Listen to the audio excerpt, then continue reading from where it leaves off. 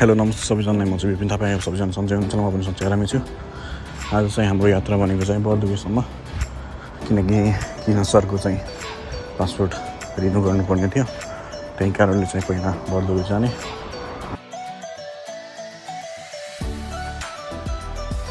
र म चाहिँ अहिले चाहिँ मेट्रो स्टेसनमा आएको छु। यसमा रिचार्ज गर्नुपर्छ कार्डमा रिचार्ज गर्छु। मिनिमम 20 तरह रिचार्ज गर्नुपर्छ। अहिले चाहिँ नयाँ नियम अनुसार रिचार्ज गर्छु। अनि त्यसपछि यहाँ पनि मेट्रो चढ्छु होइन। साथी चाहिँ मलाई वेट गरेर बसेको छन्।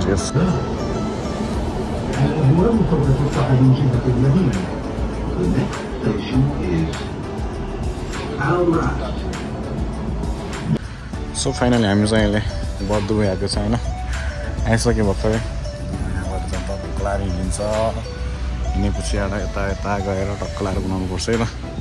किन सरको पासपोर्ट रिन्यू गर्नुपर्छ। किन सर चाहिँ आफ्नै पारामा रक्सी खाएर जस्तो टमापर हिँडेको छन् है।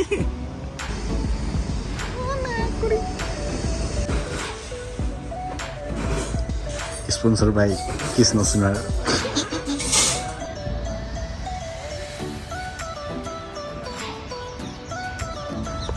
सो हामी चाहिँ अहिले भातसात लडेर अब ह्याङ्ग्याङ्ग पारामा होइन रुमतिर फर्किनु लाग्यो। अब के गर्नु छोड्नु पर्छ होइन आएर अन्त फर्किनु लागेको छ।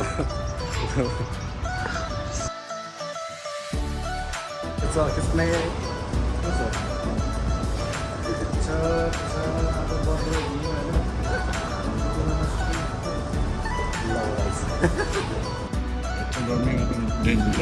आवाज गर्नै पर्छ।